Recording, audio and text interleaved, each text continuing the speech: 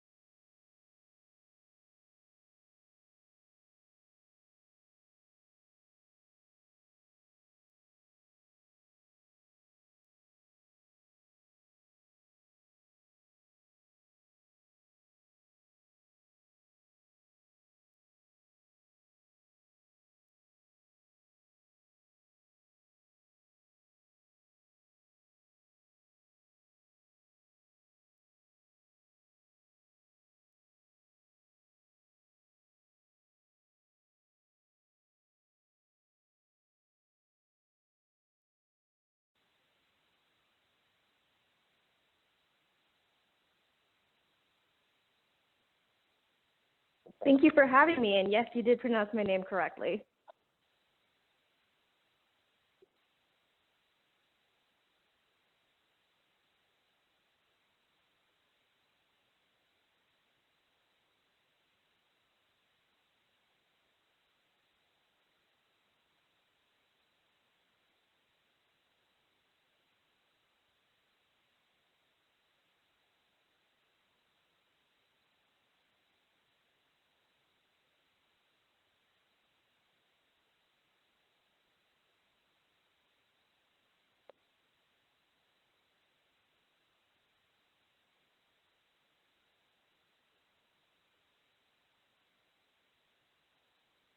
Sure, of course. So AtGames was actually founded in 2001. So AtGames has been around for a long time, and we've been creating a kind of miniature plug-and-play versions of classic gaming consoles, starting with the Sega Genesis / Mega Drive, and then adding the Atari 2600 about 5 to 6 years ago, and we're rapidly expanding. If anybody was following the news and the buzz around E3 this week and late last week, really expanding and adding new publishers every year. And No worries.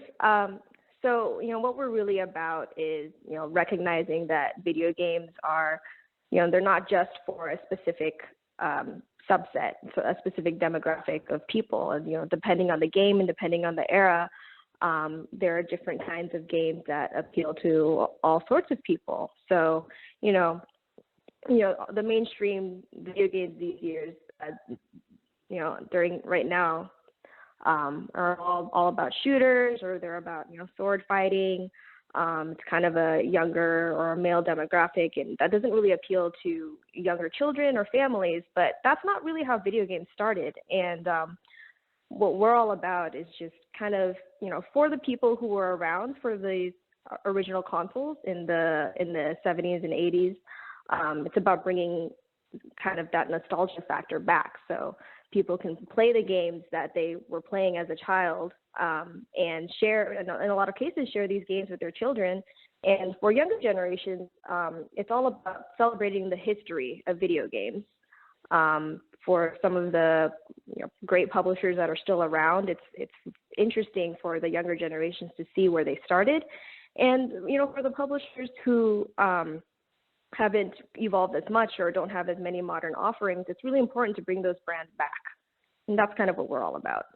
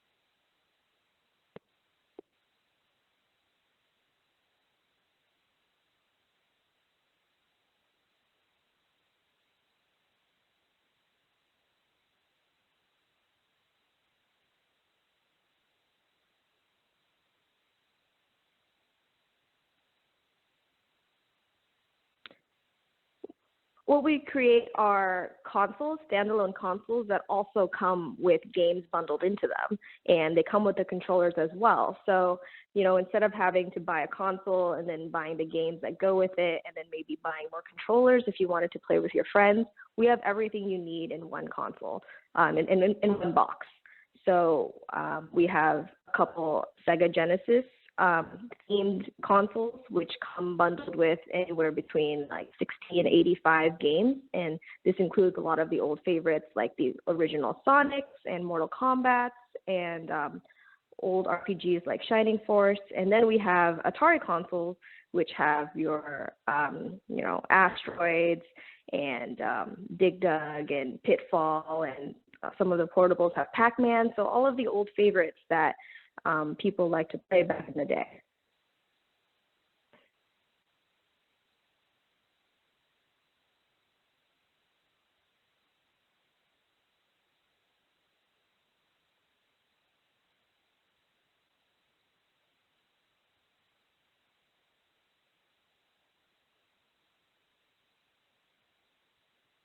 Correct. They're absolutely the original games.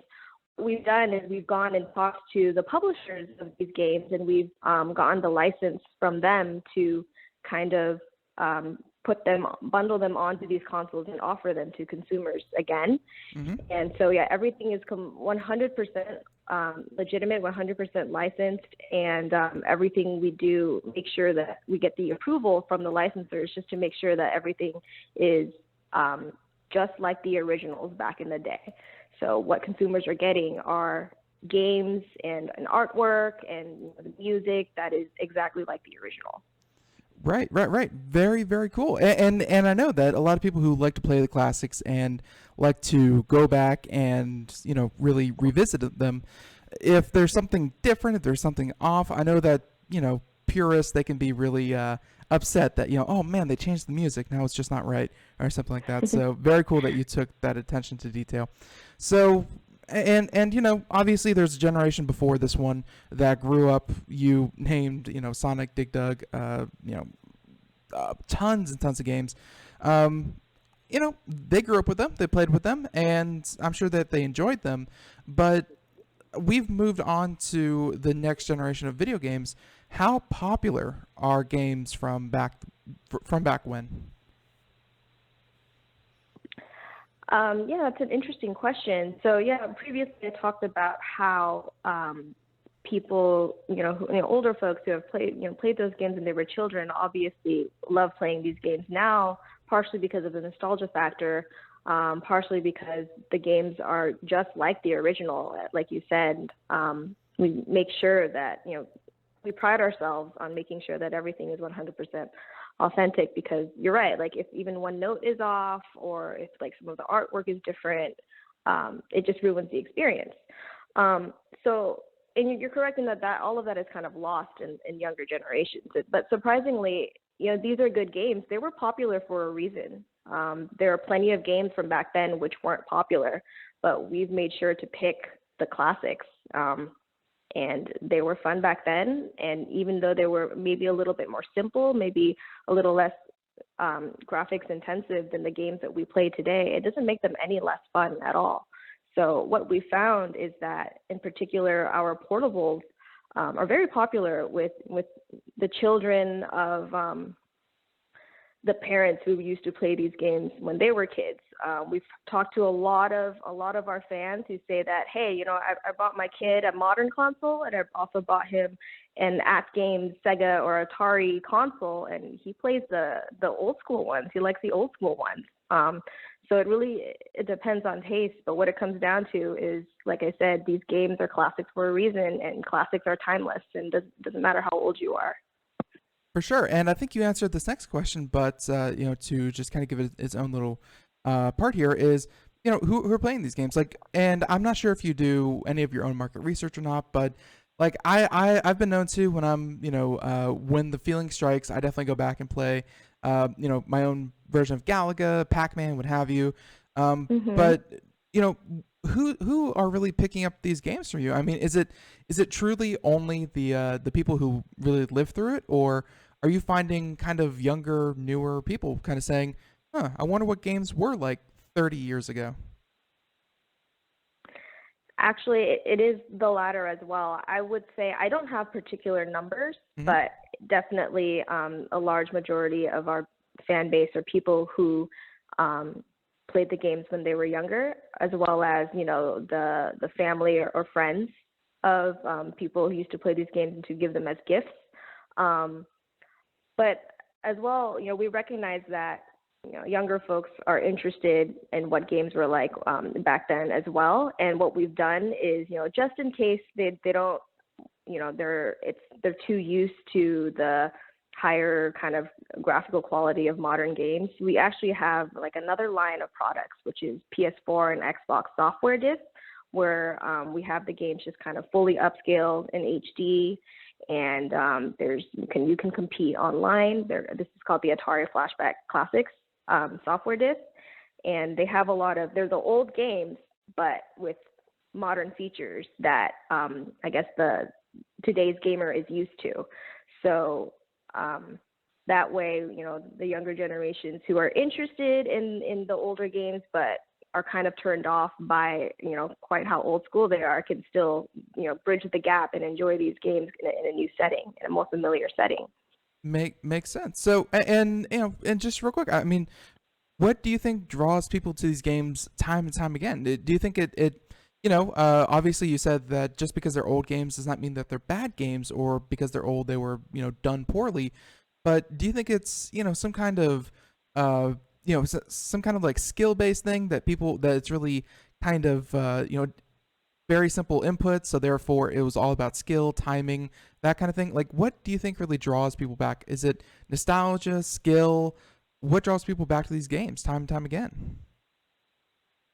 I think it's a combination of nostalgia, as well as I think people like, in speaking to skill, I think that people like kind of the low pressure, non-stressful kind of competition, because a lot of games these days are, like what's popular is like shooters or competitions where it's all about, defeating the opponent and things like that. But Right. a lot of the older games, whether they were single player or even if you were playing against a friend, it's something like, very simple, like getting a frog across the street. I'm just talking specifically about Frogger, or let's say Pitfall, just kind of running and trying to get across like pits and trying not to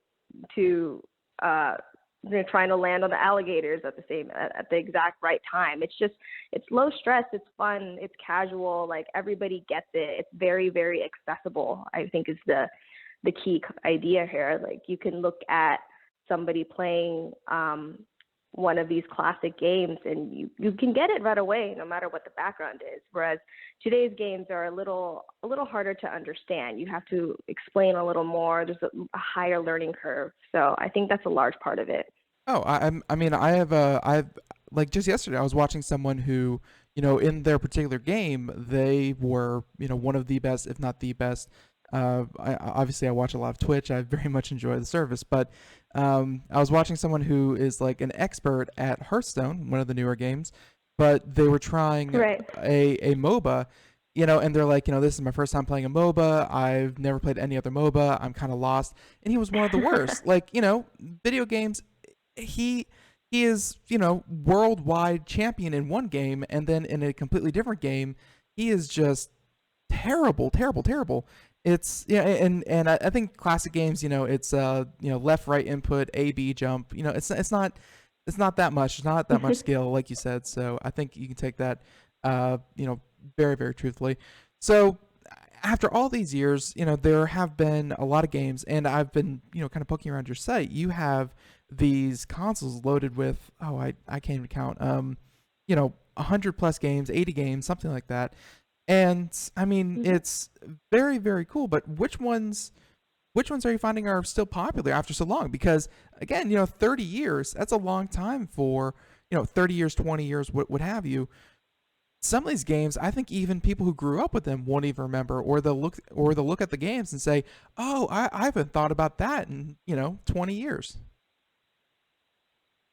Right. I think that again speaks to our emphasis on accessibility. The reason we bundle so many games onto one console is because there might only be 5 to 10 that they really recognize and love and want to play. But once they play those out a little bit, they're free to explore the rest of the library and figure out the favorites of, maybe their friends really love this other game, or maybe they just were too busy when this particular game was big. They can play it now and just really get the value from our consoles, because again, speaking to modern gaming, you can spend $60 on one game, and if you don't like it, you're kind of stuck with it.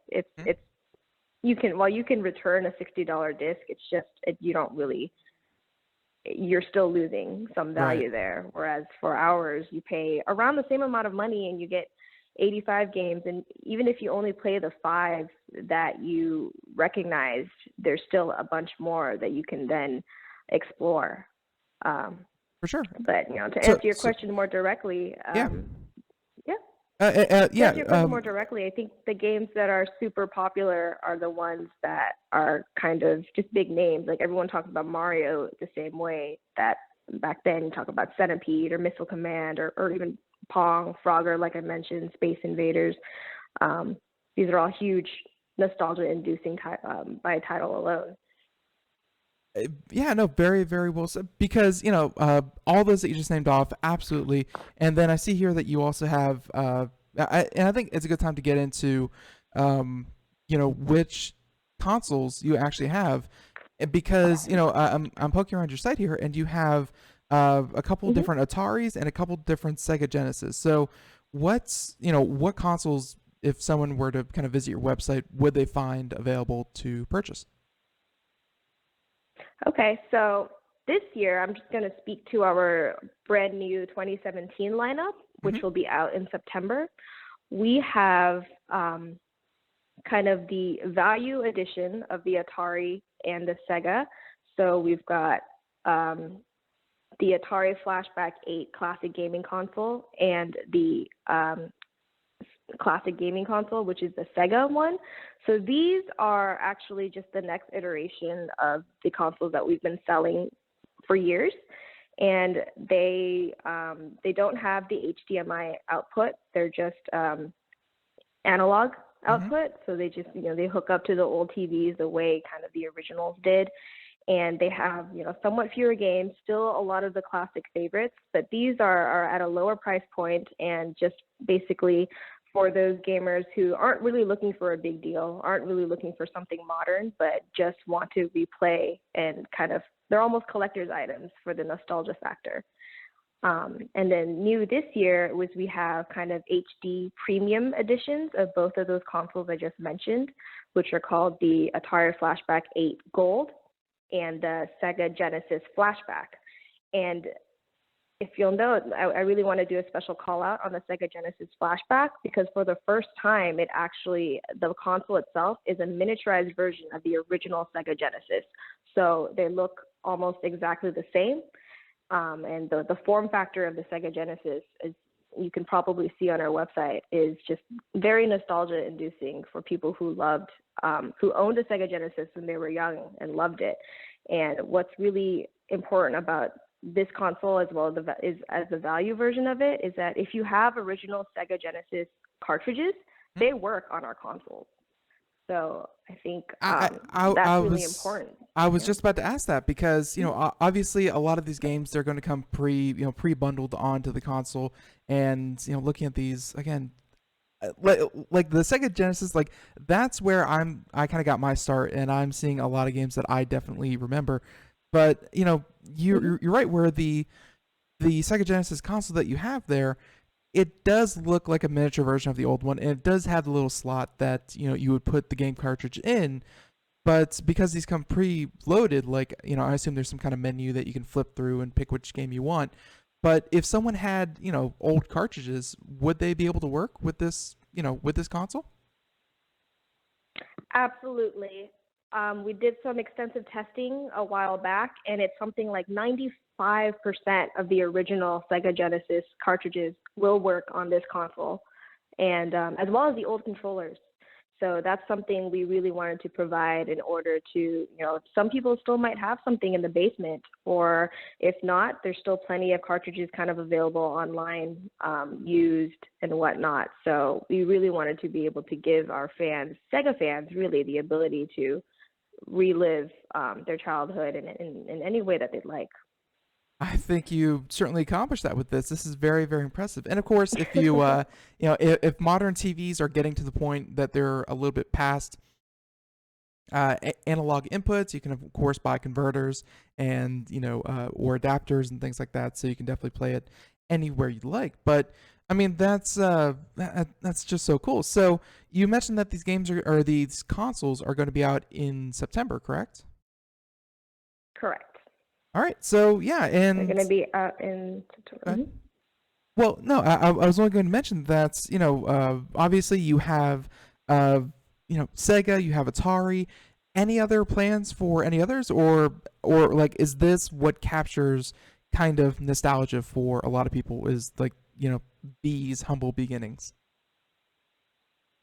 Well, I think the Sega and Atari are kind of the majority. They capture the majority of the love and the heritage of classic gaming, especially because every year we've just been adding more and more titles from more and more publishers. For example, this year our portables have Namco's Pac-Man for the very first time, and we also have Activision's titles for the first time.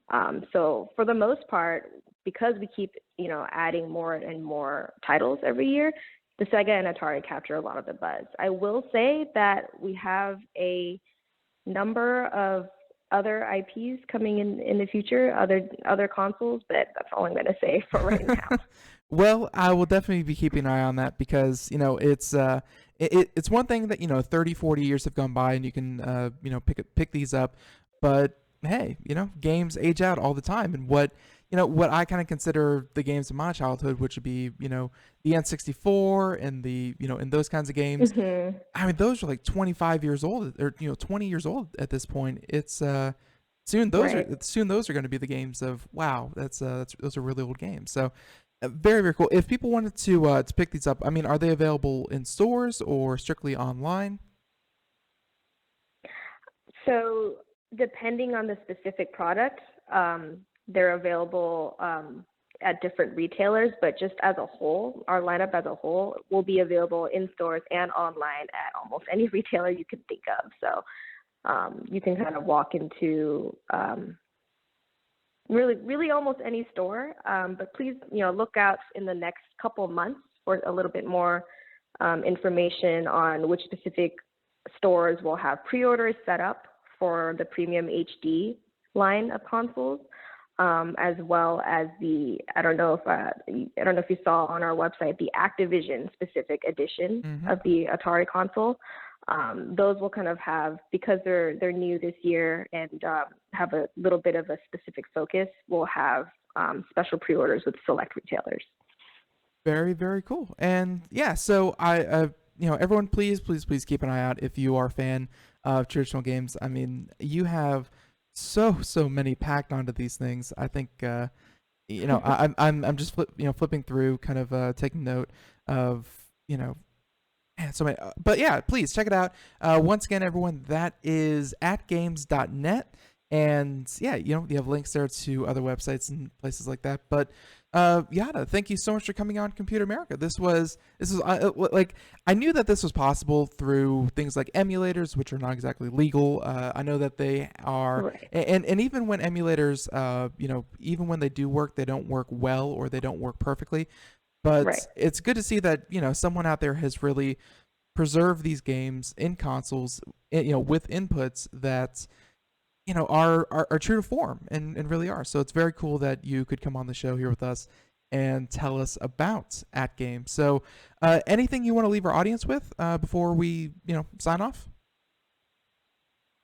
I just wanted to piggyback off of what you just said there about making sure that we stay true to the originals, and the fact that we're not just some random illegal emulator on the internet, because Mm-hmm. everyone's aware that you can play a lot of these games online. But what we've done is, we have really good relationships with the publishers who own these games, and we've have a long history of working with them to preserve and continue to celebrate their heritage and their culture and their contributions to the beginnings of video game history. And I think that's what we love to do, and we love sharing that with the fans of these publishers. And we're very, very glad that it's really gone its legs in the past few years. And yeah, thank you very much for having me. And please look out for more announcements this summer. Our pleasure. And of course, everyone, what we've really been hitting on though are the fall lineup that AtGames is about to provide. And so, hey, this fall you can get your own retro console with dozens and dozens of these games. Yada, one last time, thank you so much. This was a lot of fun, and thank you. And please, new console, new games, you have something new that you want to announce, please come on back to Computer America. We love to have you back on. Thank you. It would be my pleasure. All right, thank you so much. Have a great day. Thank you. You too. All right, bye-bye. All right, everyone, and there we have it. So, one last time, atgames.net, we have a link directly from computeramerica.com homepage to their website. If you are driving, if you are doing whatever it is you're doing, don't worry about it. We have your back. We have a link directly to it. But very, very cool. Check it out. So, I think with that said, we only have a couple of seconds here left. But I will say that we actually, what I'm going to do as I talk to all of you right now, we are going to go draw our winner, and we aren't going to announce it until, that's right, we are not going to announce it until we come back from break. But when we come back, we will have a new winner of our Logitech contest, where we are giving away the M720 Triathlon mouse. And everyone out there, once again, that is a mouse that lets you control up to 3 different triathlon, get it, try. So 3 different devices, all through the same mouse, through the press of a button. Very, very cool. And we'll be sending that absolutely free to one of our listeners simply by entering our contest. And we'll draw the winner right now. So everyone, stay tuned. More Computer America just after this. We are all Brother Wolf. 10 years ago, a group of locals banded together to create positive change. We took animals into our homes, held adoption events at local retailers, and talked to the community about our mission to help build a no-kill Asheville. A decade later, we have achieved so many victories for animals in need. There's been so much progress, yet there's still so much to do. As part of our year-long celebration, we encourage you to become a member of our special Compassionate Circle program. With a monthly donation of $10 or more, you will have behind-the-scenes access to the work we are doing at Brother Wolf. Our goal is to reach 1,000 members because we receive no government funding. Working together, we can help build and sustain no-kill communities. Learn more at compassionatecircle.bwar.org. We are a 501c3 tax-deductible organization.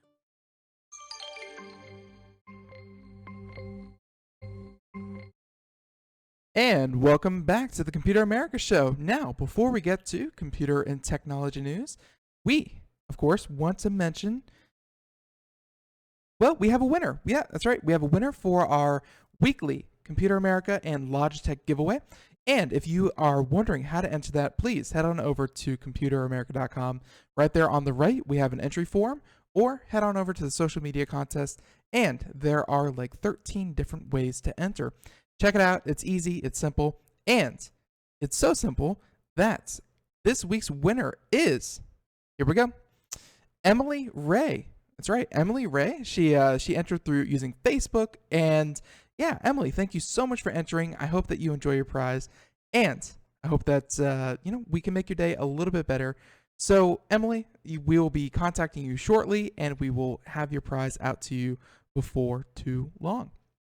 So, and if you want to be the next Emily, then all you have to do is, again, head on over to our website. You can enter through places such as, SoundCloud, Facebook, Twitter, Twitch.tv, RSS feed, whatever it may be. You can enter through all of them, and each time that you enter, you will have a chance to win a prize. So congratulations so much, Emily, and everyone.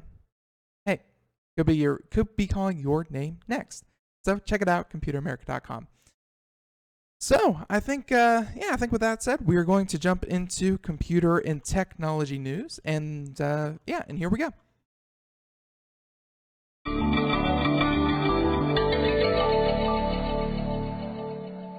All right, so today's computer and technology news is brought to you by Computer America, and I think that the first one that we're going to do is the big news of the day, and that is Amazon busting out the big bucks, showing everyone what it looks like to have unlimited money, it seems like.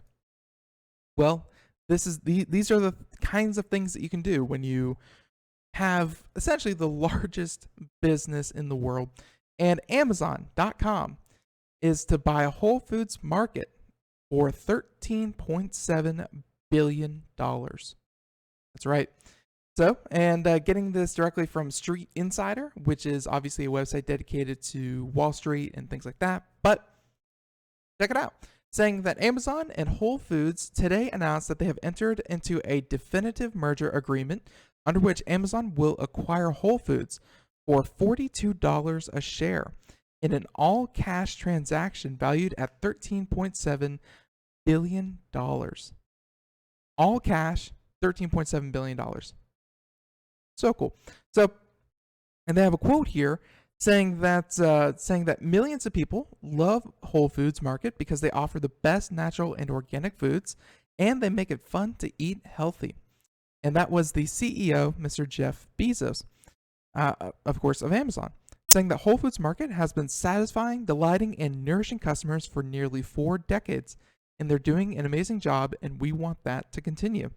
Saying that this purchase presents an opportunity to maximize value for the shareholders while at the same time extending our mission and bringing the highest quality experience, convenience, and innovation to our customers. That coming from the Whole Foods CEO. So they said that Whole Foods Market will continue to operate stores under the Whole Foods Market brand and source from trusted vendors and partners around the world. So what they're saying there is that just because Whole Foods was sold to Amazon, which is a global company at this point, that does not mean that Whole Foods will stop working with local farmers, local producers of produce, and instead they will continue to do just what they've been doing for a while. And they said that the CEO of Whole Foods will remain as CEO in Austin, Texas. So they said that completion of the transaction is subject to approval by the shareholders, but other news reports I've been hearing about, Whole Foods shareholders were actually pushing for this. So yeah, pretty good chance.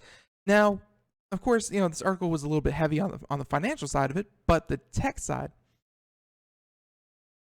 that has so many people excited is the fact that, well, Amazon has been working on getting groceries into their lineup. I mean, they have Amazon Pantry, where you can order things that you would find in your pantry. You can order cereals and cookies and crackers and bread and blah blah blah.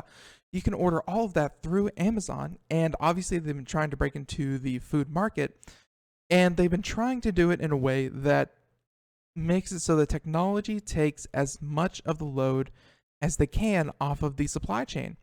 So grocery stores, they're very dependent on how efficiently they can do things, and as small of an operation of groceries as I think Amazon was running, they have one of the most streamlined and technically innovative supply chains that you can imagine. Now, mix that with obviously a premium product, because you can only name Whole Foods a premium product. They are expensive by most people's standards, but they are, people are willing to pay for it because it is seen as better. So I think by Amazon doing this, they are mixing their technology and what they can do for food with their ability to deliver a premium product, because you're obviously not going to be able to do this even cheaper than I think other people would, than places like Walmart would, but it could turn Whole Foods into essentially Amazon pantries across the country. So I mean, there's a lot of people speculating about what this could mean, and a couple of different use cases. I mean, it could be something as simple as talking to your Amazon Alexa and saying, hey Alexa, I'd like to order I'd like a glass of milk or a glass of milk. I'd like to order, a gallon of milk. And they said, and they would say, hey, we can have that delivered to you within an hour, because hey, your local Whole Foods would become a distributor for Amazon and Amazon products. It could be that closely tied. I mean, obviously the drone program is not off to the races just yet, but at the same time, we know that they are still working on it. They are still hoping that the drones make it. And imagine if every Whole Foods, has a couple of drones that will deliver groceries directly to your door from your Whole Foods. I think the biggest part of this merger, of this acquisition by Amazon, is that for the longest time, Amazon has only been in a few markets. They have distribution centers across the country, but they're usually in pretty rural places. They're usually, obviously not local to the majority of the population. And what this does is it brings Amazon to a lot of people's neighborhoods. It brings a physical location to a lot of places.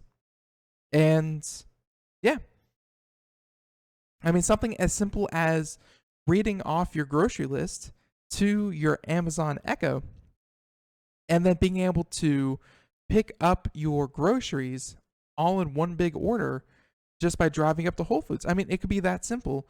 And it's exciting to think of the possibilities when you combine these two retailers. So yeah, we'll of course have to wait and see what happens, but a lot of people, myself included, are very, very excited for what this could mean. There you have it. All right, so with that one, why don't we jump over to all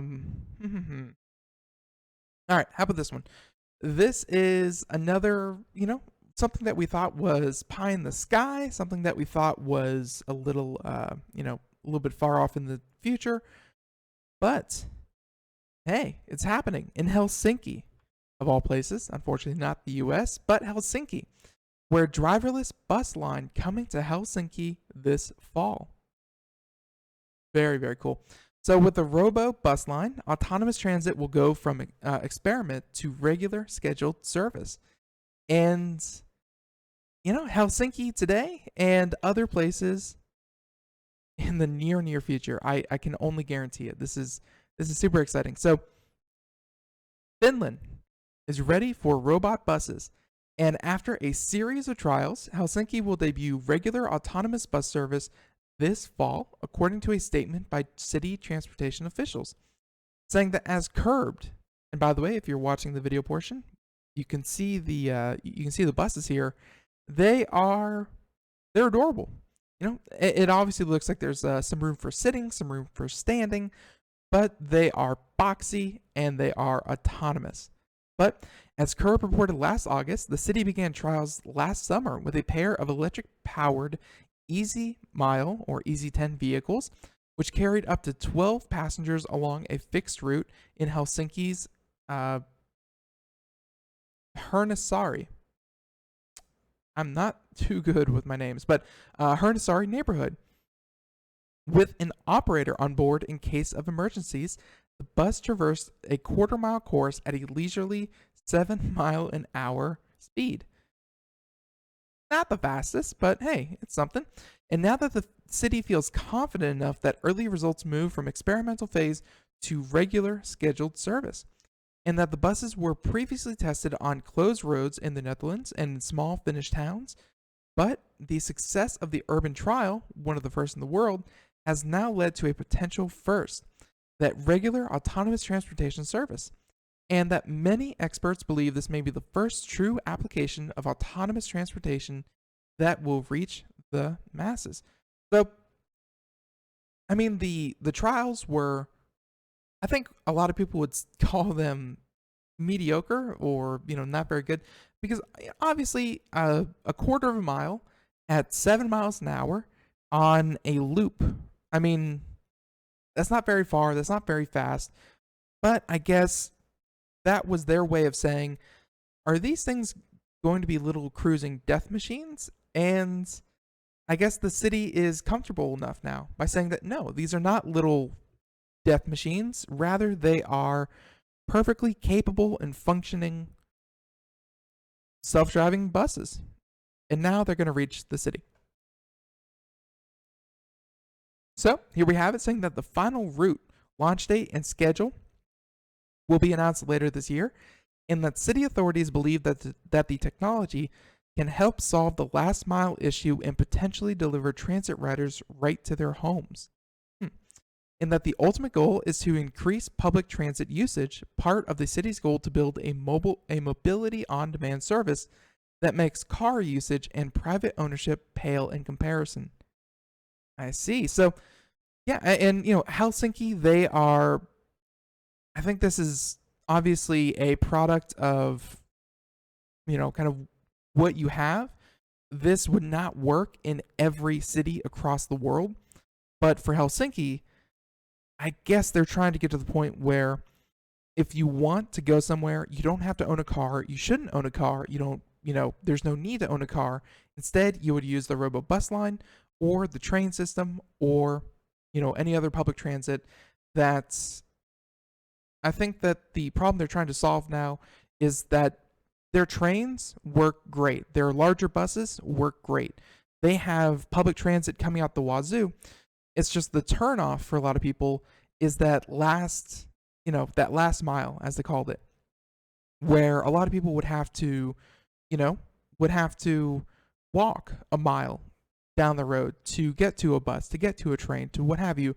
And I guess they're hoping that these buses solve that problem and, you know, lets you travel that last mile in ease, either directly from the train, you hop on one of these and you go directly to your home, or you hop on one of these directly from your doorstep and you know, get shuttled on over to the train or the bus station. Very, very cool. So they said that trials thus far have been run by Soja, an EU-financed joint project by the 6 largest cities in Finland. And they say that in addition to the test runs, the minibuses have also hit the road in cities of Espoo and Tampere. Finland has become a leader in self-driving technology due to a quirk in its laws saying that every vehicle on the road technically doesn't require a driver. That's a pretty big quirk. That's a lucky quirk, but a pretty big quirk. Saying that these experiments are all part of the large European initiatives and the My Smart Life, which seeks to cut energy consumption and develop urban solutions to mitigate climate change. I just think that's so cool, and, you know, props to Helsinki, props to everyone working on that. It's obviously something of the future, but it's a future fast approaching. I mean, we were promised self-driving cars, but we were given like a 2020 deadline, and think about it, we're like 3 months, if that, from the first application being used in the world. Almost 3 years, 3 year ahead of time. That's super, super crazy. So very, very cool. And once again, thank you, Curbed, Mr. Patrick Sisson, for that. And it's such a cool product. So let's see. Now, how about for our next story? For our next story, why don't we do all right, how about this one? Where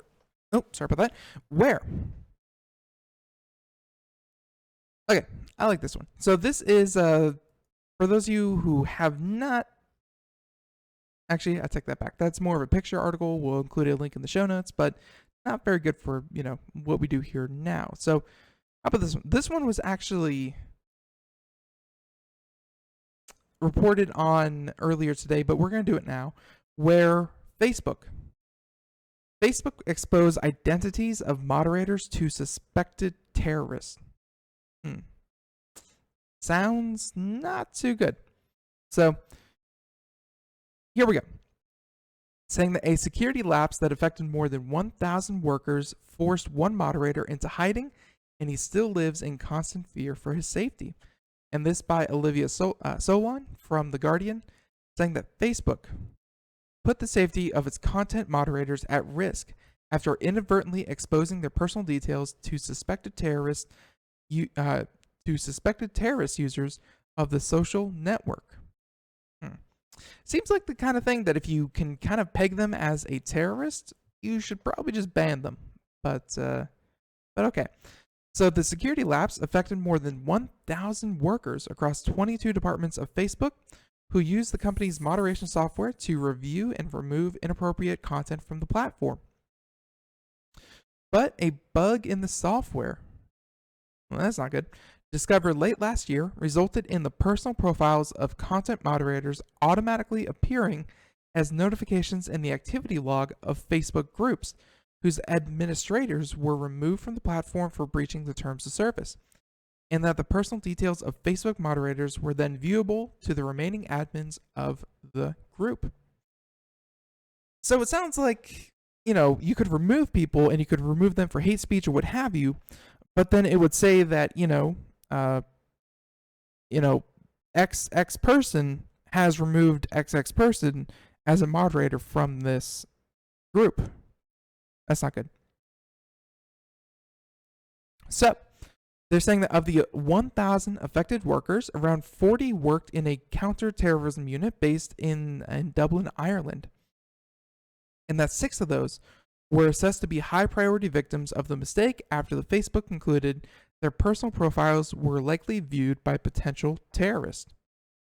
And that the Guardian spoke to one of the 6 who did not wish to be named out of concern for his and his family's safety, although it sounds like he was already named. I shouldn't joke about this, but the Iraqi-born Irish citizen who was in his early 20s fled Ireland and went into hiding after discovering that 7 individuals associated with the suspected terror group he banned from Facebook had viewed his profile. 7 different people. And that Facebook confirmed the security breach in a statement and said that it had made technical changes to better detect and prevent these types of issues from occurring.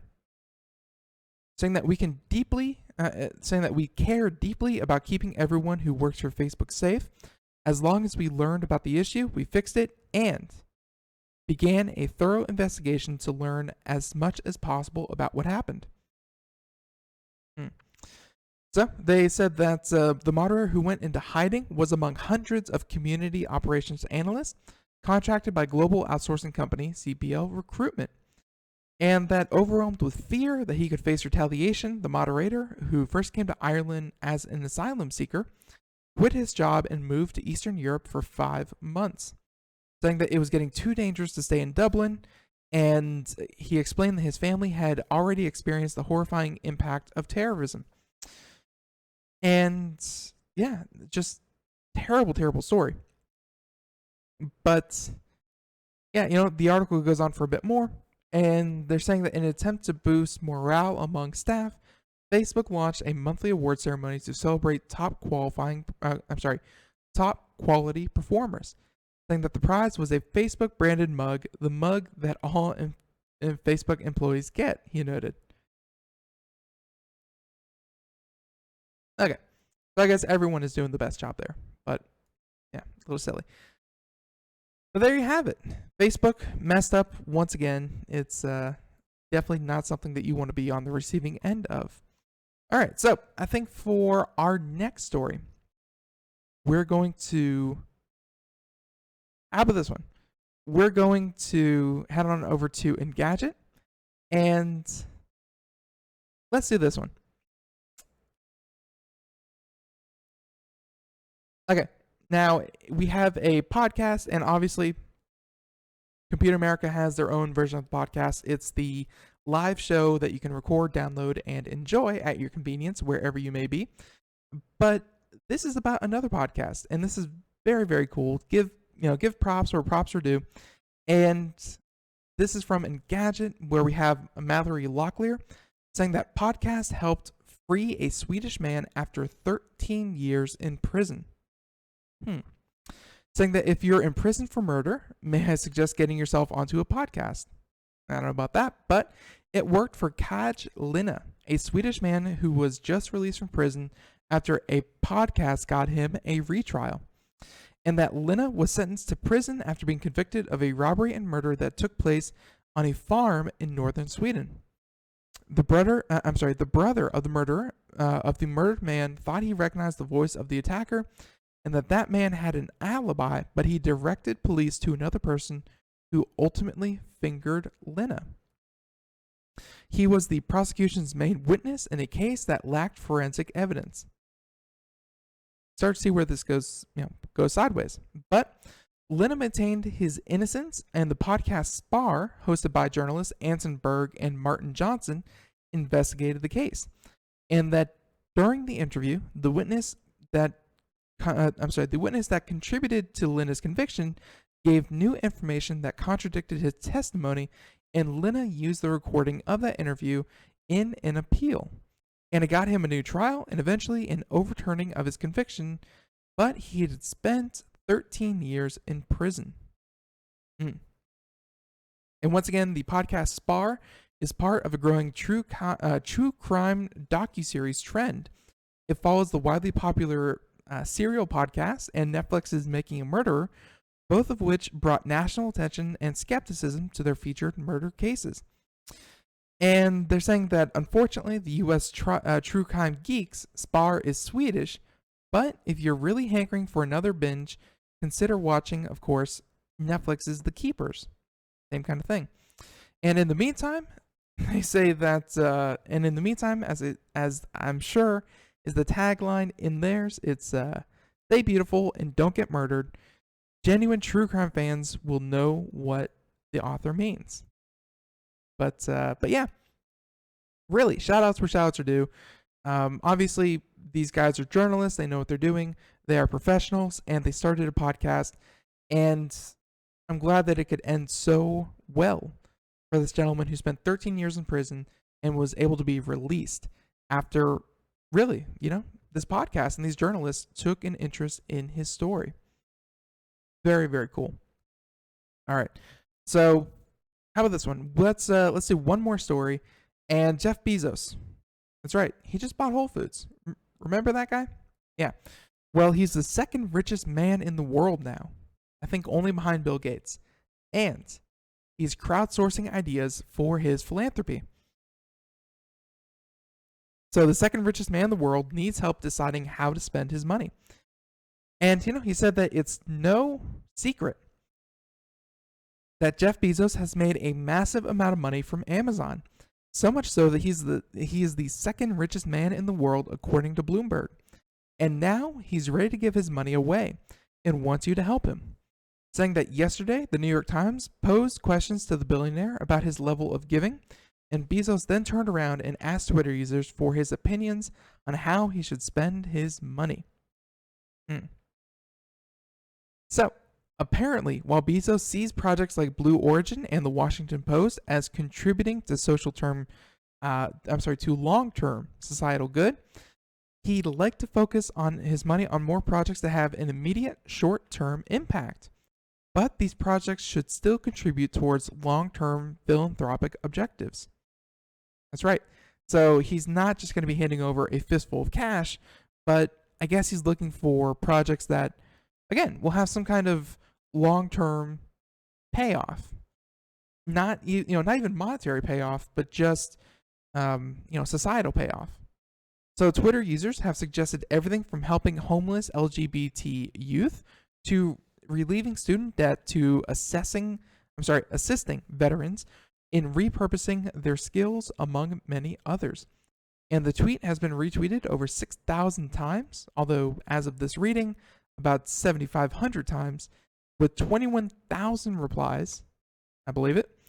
And so the volume of responses is definitely going to be a challenge to sift through, and ultimately, Bezos will do whatever he wants with his money, but hopefully he'll find some inspiration within his Twitter mentions. But yeah, it's pretty exciting because obviously no one of these people has, truly made the money that Jeff Bezos has. I mean, this is Jeff Bezos' money. He started the company. He has cashed out a lot of his stock. He has a lot of cash. But to be able to turn it over and say, hey, everyone, he at that point is probably a little insulated, or even just one person is not going to have the breadth of experiences and, the breadth of knowledge that tens of thousands of people are going to bring to the table as well. So by him turning to the masses and saying, what should I, what good should I do with my money? What should I solve? He's going to get a lot of ideas, and I think it's a really, really smart idea. Because, again, one person can only have so many experiences, but the words of the masses, I think, is really going to point him in the right direction. So we'll see what he 90 does. seconds. We'll see what he does, but at the same time, it ultimately is up to him. But I think he is definitely angling towards the the greater social good. So yeah, there you have it. Jeff Bezos crowdsourcing ideas for his for spending his money. So everyone, we are just about out of time here on Computer America. 60 seconds. I want to thank you so much for tuning in here to the show, and one last time, thank you, Emily, for entering the contest and ultimately winning this week. Next week, we'll have more, and the week after, and the week after, and the week after. All of those, we'll be giving away prizes from Logitech. So, everyone, have a great weekend. Go do something fun. Please take your mind off of the news and the politics and the tech of it all, and just enjoy yourself this weekend. I mean, hey, it's summer. Hooray for that. So, everyone, have a great day. See you then. Bye-bye, everyone. Have a good one.